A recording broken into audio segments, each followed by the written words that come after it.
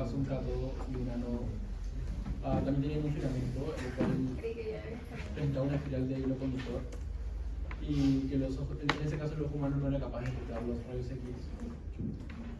Primero, ¿qué es la radiología, doctor? Eso sería lo primero. En este caso es un método de diagnóstico médico que va a apoyar, en este caso, como propio dice la palabra, diagnóstico de todas las enfermedades. No, o sea, el método de diagnóstico es lo que compone la radiología, ¿no? O sea, el uso de las técnicas de imagen, pero la radiología es una especialidad, eso es lo primero que les mencioné. Vamos a hacer un pequeño recordatorio breve ya de lo que vimos la semana pasada, ¿les parece? ¿Sí?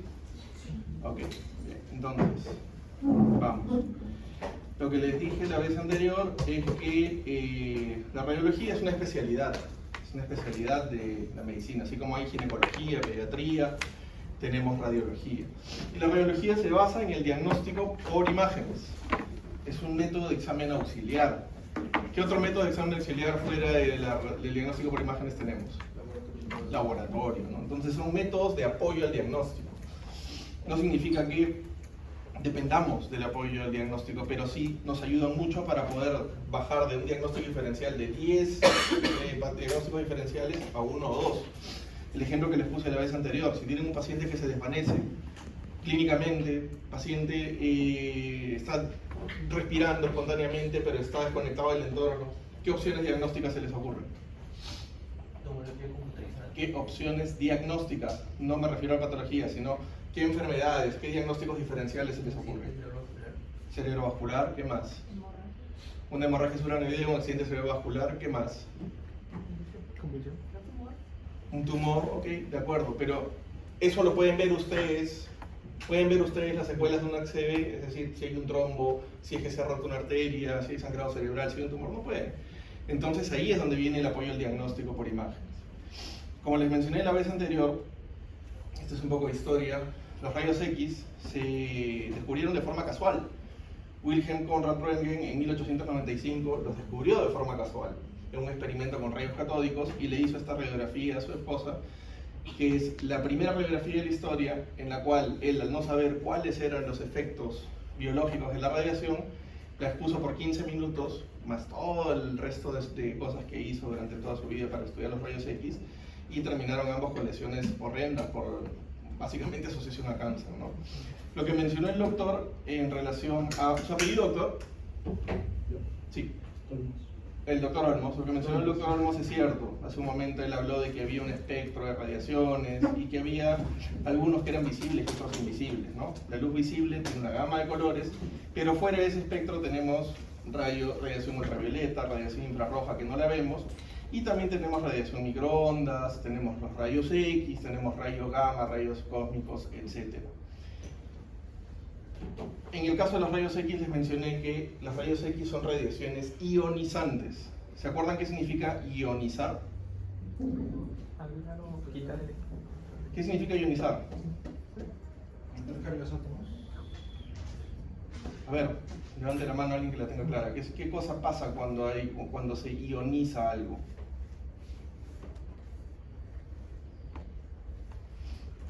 A ver, eso lo han visto en el colegio. A ver, doctor. ¿Cuándo se cambia la carga entre los elementos y se convierte en Básicamente eso, ¿no es cierto? Básicamente eso, hay un cambio de cargas. Entonces esto nos va a permitir que tanto electrones como fotones interactúen y hay una liberación de energía a raíz de eso. ¿Hasta ahí todo está claro? Esto no es para que ustedes se lo aprendan técnicamente, no, la idea es que entiendan básicamente de dónde venimos. Y estos rayos X, para poder formar las imágenes que ustedes han visto en las radiografías, primero tienen que traspasar la materia. En este caso traspasan un cuerpo, ¿no es cierto? El cuerpo de todos ustedes.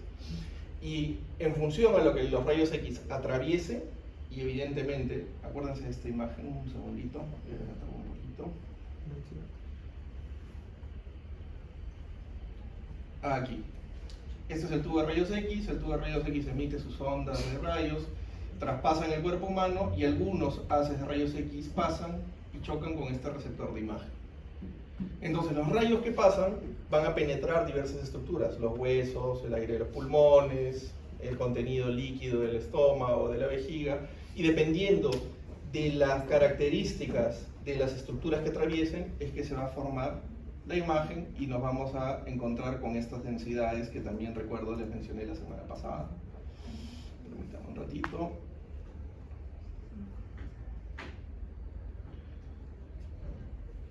Estas de acá, ¿se acuerdan? ¿Sí? ¿Está más clara la explicación así? Cuando yo hablo de algo radiolúcido, ¿a qué me refiero?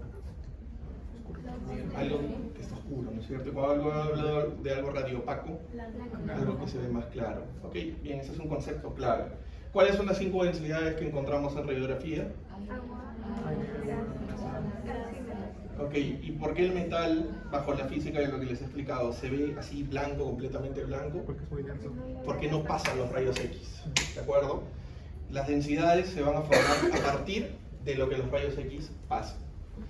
Entonces, bien, tenemos algunos conceptos que son clave. Si yo hablo de radiolúcido en una ecografía, ¿estoy hablando bien? No, correcto. Radiolúcido, radiopaco son términos exclusivamente de radiografías. Ok. Otros parámetros que definen la calidad de la imagen: la densidad, el contraste, el detalle y la distorsión. La densidad depende básicamente del uso del kilovoltaje y los miliamperes. Recuerden que nosotros tenemos en los equipos de rayos X un espacio en el cual hay un operador que es el tecnólogo médico que va a jugar con estos parámetros para poder darnos la calidad de imagen. Entonces, cuando se utilizan muchos kilovoltajes, las placas se pueden sobreexponer, y cuando hay poco kilovoltaje o el paciente es muy obeso y no tienes tanta potencia, las placas van a estar blandas o subexpuestas. ¿Todo claro? ¿No se están perdiendo? Bien. El contraste, al igual que los televisores, es la diferencia de densidades entre las estructuras que están adyacentes entre sí. Y esto depende de la calidad de los rayos X en el haz de radiación, y el factor que los modifica son los kilovoltajes. ¿Ya? Entonces ahí tiene que haber un juego entre el miliamperaje y el kilovoltaje para obtener buena imagen. El detalle es la capacidad de apreciar pequeñas estructuras en la radiografía, depende también de la calidad del equipo o de que el paciente no se mueva. Y la distorsión es la representación errónea del tamaño y forma del objeto en una radiografía. Por ejemplo, esta es la silueta de ¿qué? El corazón. El corazón. Siendo el mismo paciente, ¿se dan cuenta de que la silueta en una radiografía se ve más grande que la otra? De acuerdo, y eso es porque hay una representación errada del tamaño. Eso puede haberse dado porque pusieron al paciente muy cerca, o porque lo pusieron al revés, o porque el equipo, el receptor estuvo mal colocado. Entonces, son detalles que también influyen en la parte técnica de la imagen y evidentemente pueden inducir al error del que va a informar. Entonces, cuando hablamos de rayos X, básicamente estamos hablando de un equipo que nos permite, a través de la emisión de estos rayos, obtener imágenes para poder valorar estructuras que, a través de la penetración de estos haces rayos X en las estructuras en las que veníamos hablando, nos van a formar una imagen. Un tema importante es tener claridad en por qué antes se utilizaban películas. No sé si ustedes han visto que antes todo el mundo salía con su film, ¿no es cierto?, su placa, y ahora ya no. Y eso es porque antes estas films o de películas lo que hacían es, al interactuar con los rayos X que pasaban hacia el receptor de imagen, es como que se imprimían los rayos e interactuaban con estas placas que tienen plata en su interior y son sensibles a los rayos X para poder imprimir las densidades que se ven ahí. Se los explico así para no ser tan técnico. ¿Queda claro por qué? En el caso de los equipos que no utilizan placas es porque son sistemas digitales, que hacen lo mismo, pero básicamente en lugar de imprimir en una placa, te pasan todo en un formato digital. ¿Qué cosa es esto? A ver, ¿quién me dice? ¿Qué? Sí, o sea, ¿este pulmón es normal, doctora? Con esta rayita al medio. Esta es una pregunta con trampa, esta diapositiva me encanta. ¿Este es el pulmón izquierdo o derecho? Izquierdo, este es el pulmón derecho. Acá llama la atención esta imagen radiopaca, ¿no? Es un infiltrado radiopaco, difuso en la base del pulmón derecho, pero ¿y esto? ¿Qué puede ser? Es una mama. Entonces es importante que ustedes sepan que hay incluso estructuras normales que se superponen entre sí. Entonces aquí estamos encontrando una mama superpuesta al parénquima pulmonar. Entonces imagínense si ustedes como médicos recién egresados les hubieran dicho ¿Qué cosa es esto, doctora? Tengo un tumor, me estoy muriendo. No, esa es una mama, está superpuesta. La mama también es parte blanda, tiene grasita, tiene también el tejido fibroglandular. Entonces todo eso hace que a la superposición hay una pequeña variación, pero en ojos entrenados sabemos que esto es normal. ¿Qué es esto de acá? Una fractura. ¿Será un paciente joven, adulto, un adolescente? Anatómicamente, miren acá, esto es un núcleo de osificación. Entonces es un paciente posiblemente adolescente con una fractura de fémur, una fractura desplazada de fémur. Y miren cómo las partes blandas adyacentes también están heterogéneas, alteradas. Y aquí estamos viendo varias de las densidades de las que hablamos, ¿no? Densidad de hueso, densidad de partes blandas y densidad del aire que está alrededor de la lesión. ¿Todo claro hasta aquí? ¿No los estoy mareando? Ya. En el caso de la tomografía, es importante saber que básicamente estamos utilizando el mismo mecanismo de los rayos X, radiación ionizante. Pero la tomografía, a diferencia de los rayos X, donde hablamos de un tubo y un receptor de imagen, tiene un tubo, pero a su vez tiene un montón de detectores. Esto se lo voy a mostrar mejor con una imagen.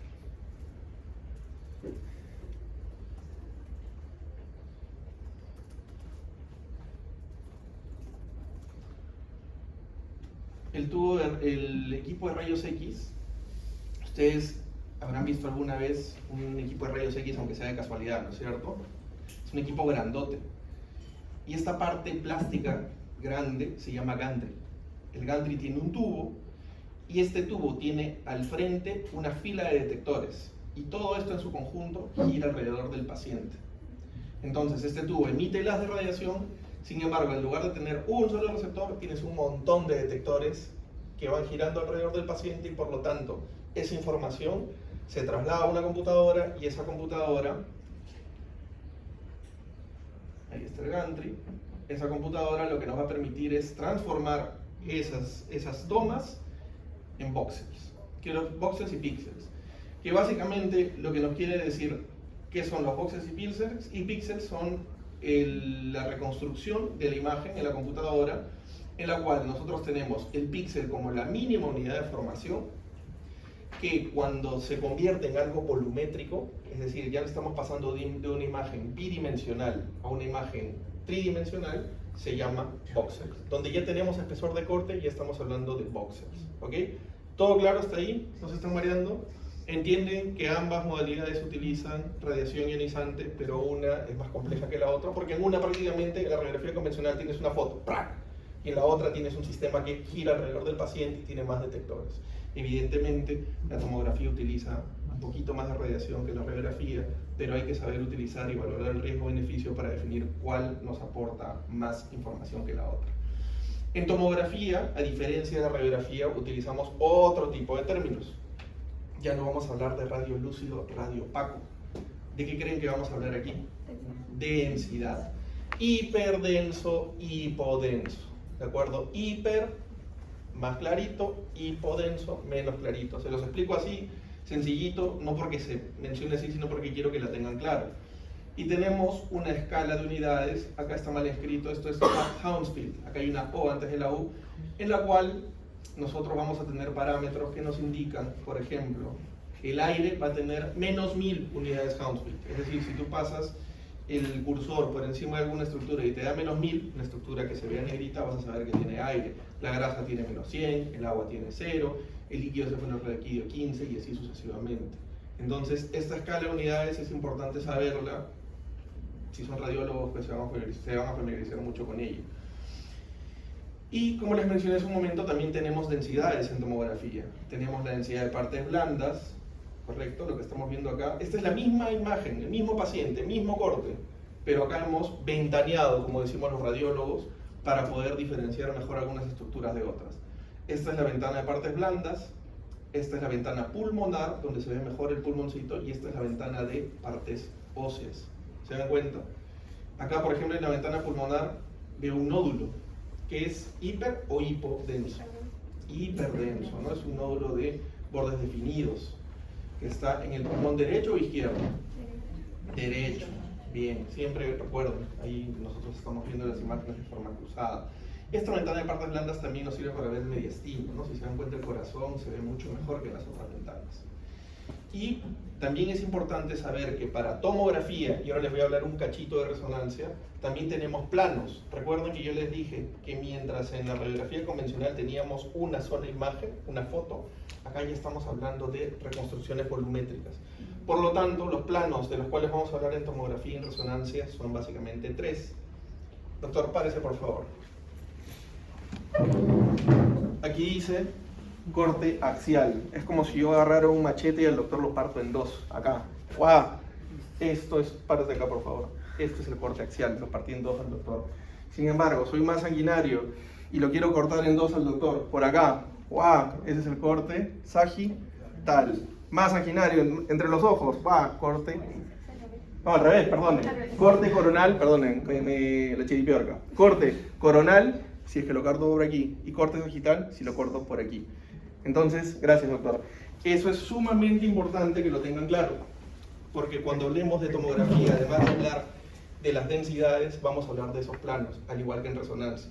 Esos planos no existen en el resto de modalidades, aunque en ecografía sí se puede, dependiendo del operador, hablar de algunas posiciones a la hora de valorar algunas estructuras. ¿Todo claro hasta aquí? ¿Todo claro con los planos? Bien. Finalmente, ultrasonido o ecografía, que algunos ya les expliqué la semana pasada, ¿no? Acordémonos del ejemplo del murciélago. Básicamente lo que hacen estos equipos es no utilizar radiación ionizante, utilizan ondas de ultrasonido que chocan con las estructuras y esas ondas cuando regresan hacia el transductor. ¿Usted no estuvo en la práctica tampoco? Ya. En ecografía recuerdan que utilizamos unos dispositivos largos que terminan en un cabezal. ¿Cómo se llamaban esos dispositivos? Transductores o sondas. Esos transductores, al colocarse en el cuerpo del paciente, emiten los ultrasonidos y chocan con las estructuras de nuestro cuerpo. En ecografía, ¿bajo qué terminología hablamos?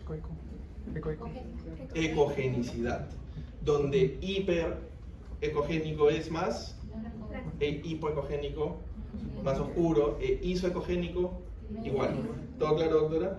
¿Sí? Ok, entonces, ya hemos aprendido sobre 3 terminologías. Ya sabemos que la ecografía utiliza ondas de ultrasonido, básicamente, que se emiten a través del transductor y que regresan al transductor para, a través de los efectos piezoeléctricos y los cristales que contiene cada sonda, se transformen en imágenes. ¿Sí? ¿Utiliza radiación en la ecografía? ¿No? Ok, muy bien.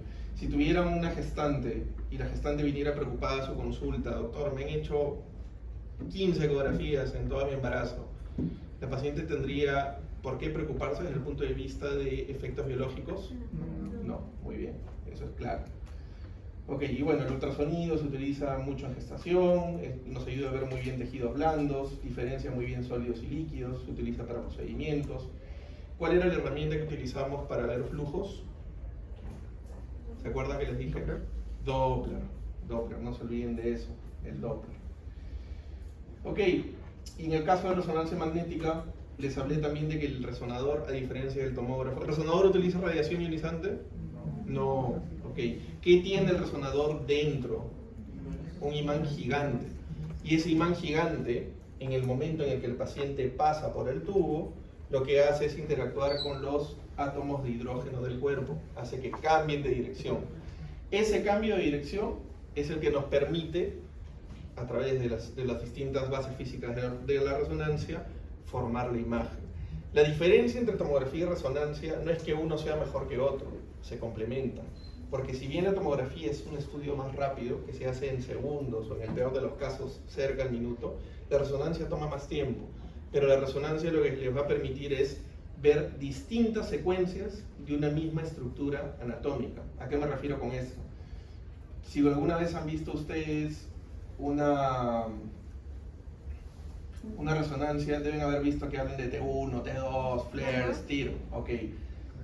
Esas son, permítanme un momento, vamos a encontrar aquí una imagen. Arranca tu camino hoy con GoDaddy. Perdón, muchachos. Si puedes imaginarlo, puedes construirlo. Sea cual sea tu idea. Ya, listo. Esto es lo que quería. nosotros tenemos distintas secuencias en las cuales vamos a valorar la misma estructura anatómica como están viendo acá. Este es el mismo cerebro, pero si se dan cuenta, solamente voy a tomar como referencia esto de acá, ¿cómo se llama? Anatómicamente ustedes ya deben saber que son los ventrículos. Y dentro de los ventrículos hay líquido. Miren cómo se ve el líquido en la secuencia T2, aquí les están soplando. El agua en la secuencia T2 se ve blanca. Pero si esto fuera sangre, no se vería completamente blanquito, se vería un poquito más oscuro. E incluso podemos saber si es sangre aguda o sangre antigua. Esa es la ventaja de la resonancia sobre la tomografía, porque en la tomografía lo único que les voy a poder decir es ¿hay líquido o no? Me puedo acercar incluso a saber si es sangre o no, pero no definir si es algo agudo o no. Se imaginarán que para los tumores las resonancias son espectaculares porque nos aportan muchísima información. ¿Cómo se ve el parénquima cerebral en cada una de estas secuencias? En cada una la corteza se ve diferente, el parénquima como tal se ve diferente, incluso las estructuras óseas se ven diferentes. Entonces nosotros lo que podemos hacer en resonancia es aprovechar estos recursos para poder valorar el comportamiento de las estructuras anatómicas a través de las distintas secuencias que la resonancia nos permite.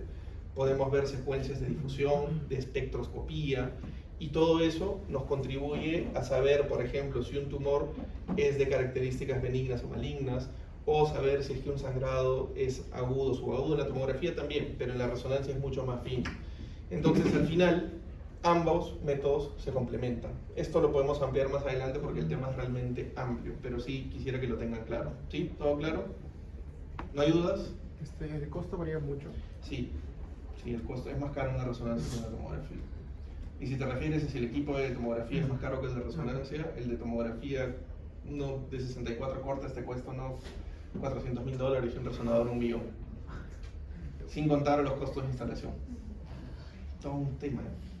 Este cuadrito me escribe la delegada para enviarles las diapositivas, les resume, ¿no? Radiografía, radiopaco, radioluso, hiperdenso, hipodenso, o sea, es el resumen. ¿Ya? Entonces, eso es el resumen de la clase 1. Ahora les voy a hablar de la clase 2, que es bastante rápida por suerte. No hay dudas, ¿no? ¿Todo bien? ¿Todo claro? Pregunten, porque después no quiero quejas. Vamos a hablar un poco de los efectos biológicos de la radiación ionizante. ¿Qué cosa les mencioné en la clase anterior? Que la radiación ionizante tiene como principal problema al interactuar, al pasar por las estructuras, que puede causar daños en el ADN celular. Entonces, si nosotros, como profesionales de la salud, ni siquiera radiólogos, no tenemos noción de qué pasa con la radiación ionizante, lo que vamos a hacer es o exponer a nuestro paciente o exponernos a nosotros mismos.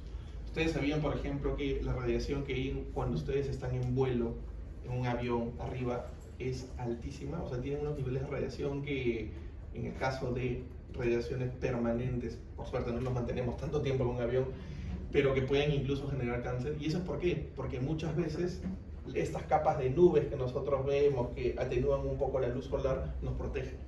Pero eso es una realidad que mucha gente no conoce. ¿Cómo se compone la célula? Básicamente agua, 70%, proteínas, 18%, lípidos, carbohidratos, el ADN, 1% y otros.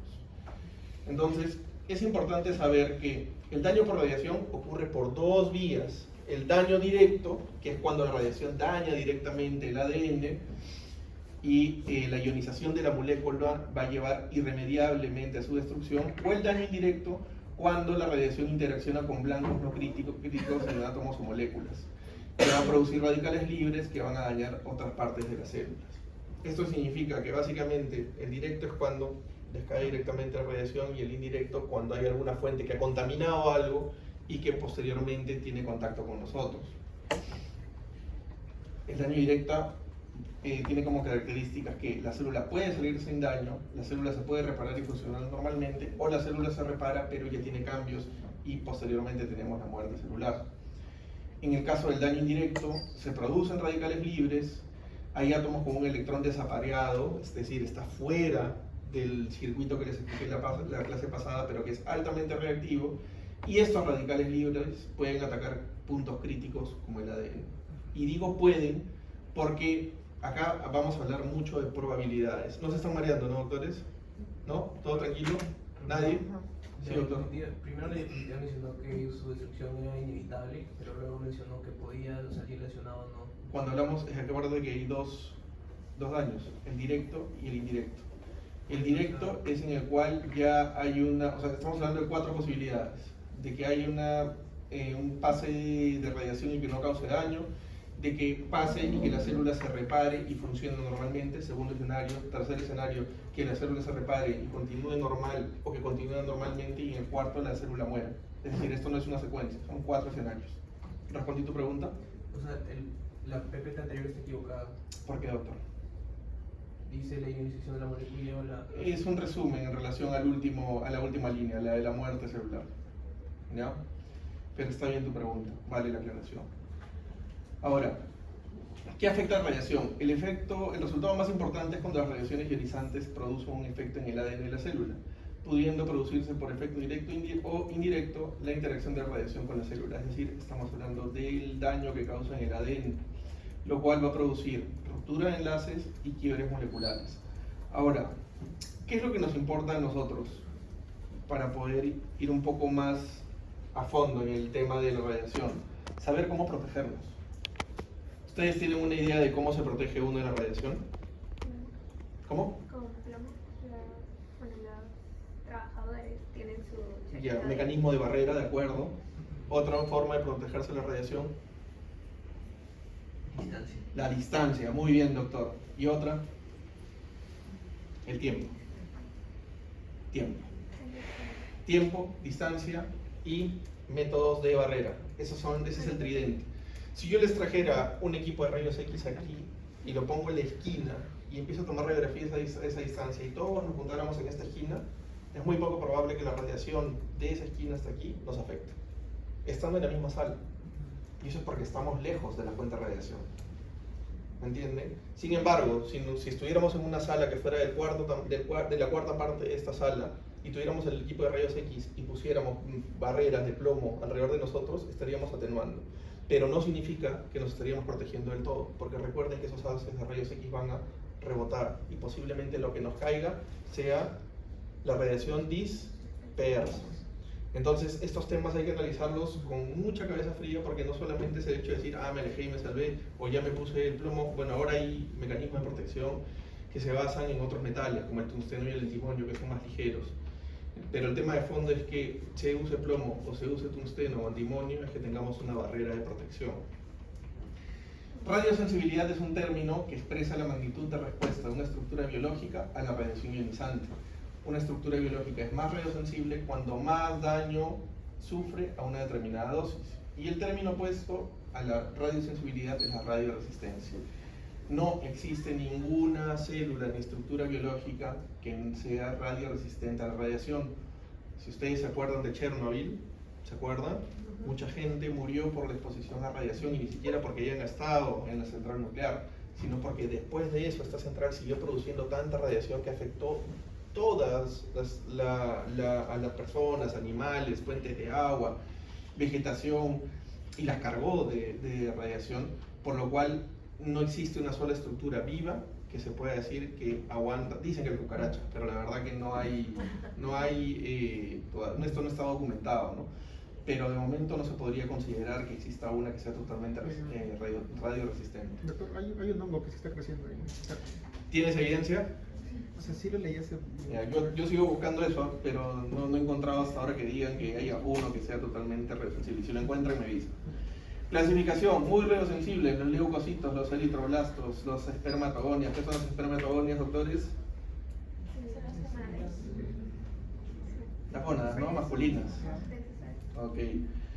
Es decir, tenemos que proteger bien las zonas genitales. Relativamente radiosensibles, los mielocitos, las células descritas intestinales, las células basales de la epidermis, la sensibilidad intermedia, las células endoteliales, células de las glándulas gástricas, osteoblastos, condroblastos, espermatocitos.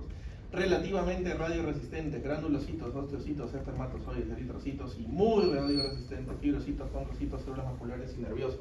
Por eso es que cuando entra un radiointervencionista, yo soy radiointervencionista, se habrán dado cuenta que utilizamos protección que nos cubre el cuello, porque la glándula tiroides sí es muy radiosensible, y también protección desde los hombros hasta por debajo de las rodillas, y eventualmente entramos con esto, lo cual no significa que esté bien, Por eso es que utilizamos los mecanismos para no estar debajo del haz de rayos X.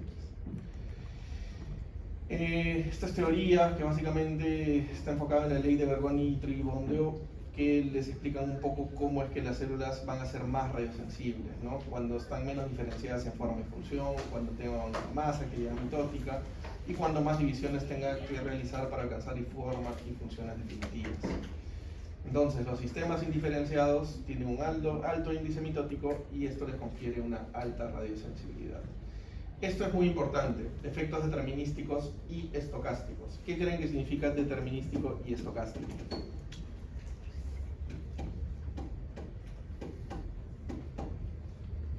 Bueno, esta es la respuesta. Determinístico significa que mientras más severa sea tu exposición a la dosis de radiación, más daño vas a tener. Eso significa determinístico. Hay una relación proporcional. El número de células afectadas aumenta con la dosis. Para que el daño se manifieste, necesita una dosis umbral, es decir, tiene que haber un mínimo de radiación, la cual es específica para cada tejido, como han visto en la diapositiva anterior, producido por altas dosis recibidas en periodos de tiempo. Es decir, ¿recuerdan que les expliqué la vez anterior que la radiación se acumula o no se acumula? Se acumula. Entonces, si yo tuviera, por error, supongamos que estuviera con la mano debajo de una fuente de radiación, lo primero que se me va a afectar en función al tiempo es la piel, por más que no lo vea, y me va a producir un eritema cutáneo, que puede producir también esterilidad, puede producir cataratas porque las opacifica, y si hay muchísimo tiempo de exposición, muerte. Entonces estamos hablando de algo que va a ocurrir sí o sí en relación a la dosis y al tiempo de exposición. Y probabilístico está en relación a la probabilidad de ocurrencia con la dosis de radiación, pero no necesita una dosis umbral, es algo aleatorio. Esto quiere decir que dependiendo de varios factores, el primero, la predisposición genética de cada uno, la exposición que se tenga, es decir, los radiólogos intervencionistas o los cirujanos cardiovasculares tenemos más probabilidad de tener este tipo de problemas porque estamos expuestos, pero no necesariamente se van a presentar. Por eso se llaman probabilísticos. ¿Todo claro? ¿Está claro, doctor? ¿Sí? ¿Todo claro? Entonces, por ese motivo es importante saber que estas son las condiciones. Miren, esto por ejemplo es un efecto de la radiación en un paciente que estuvo expuesto a dosis de radiación de forma permanente. Parecieran unas quemaduras, ¿no? Pero en realidad el daño viene de mucho más adentro. Las diapositivas se las voy a pasar, ¿eh? Por si acaso. Esto de acá es un cuadro de efectos determinísticos de dosis localizadas por órganos y tejidos para que lo puedan revisar. ¿Qué significa IPEN? Estamos viéndolo acá desde hace bastante rato. ¿Qué significa IPEN? El que me dice qué significa IPEN aprobó el curso y ya se puede retirar.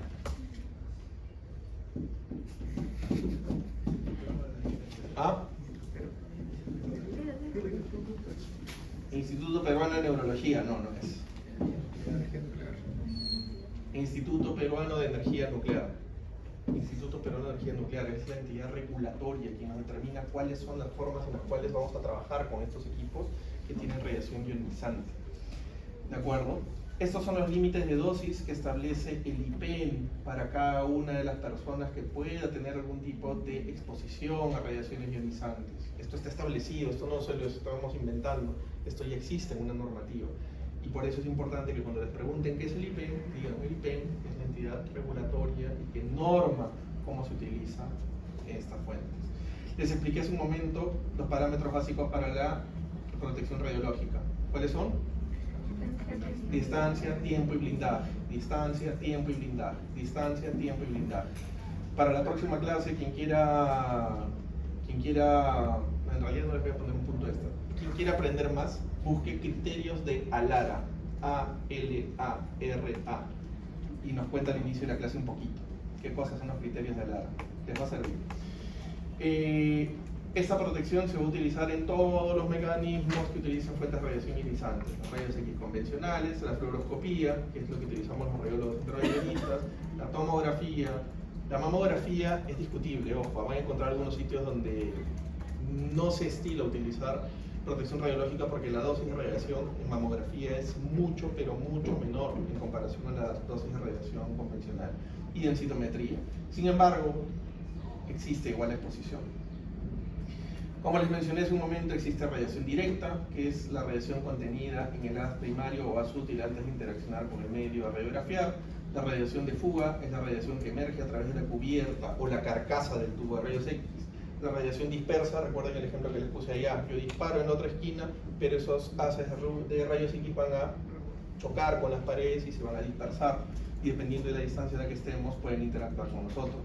La radiación transmitida es la que emerge a través del paso de haz útil por el objeto a radiografiar, y existen las barreras, ¿no? Primaria, que es la barrera que se opone a la radiación directa, y la barrera secundaria que protege de la radiación directa. ¿Qué significa esto?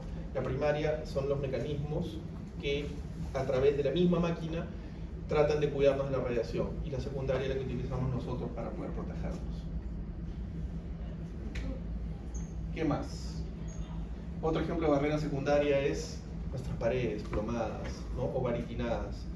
Ese es otro ejemplo que podemos tomar como barrera, ¿no? Acá tenemos el equipo de rayos X, se toma la radiografía, esta es la radiación directa, y la radiación dispersa es la que se desprende luego de haber interactuado con el cuerpo en el cual está siendo aplicada. Y para proteger a los que están afuera, plomamos nuestras paredes y o utilizamos baritinas.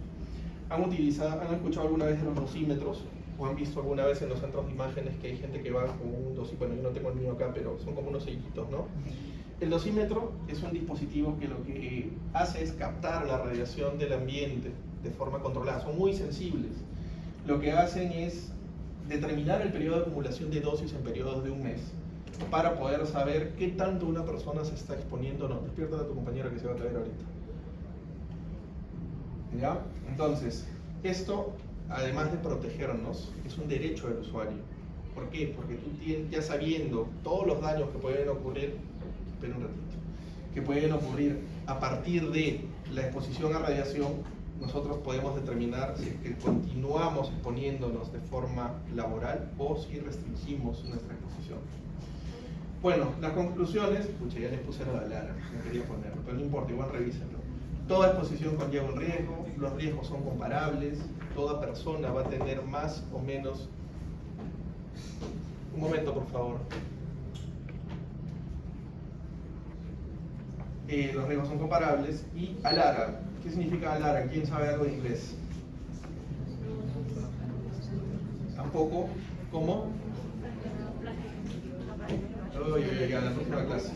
Listo, doctores. Gracias por su tiempo. Nos vemos en la práctica.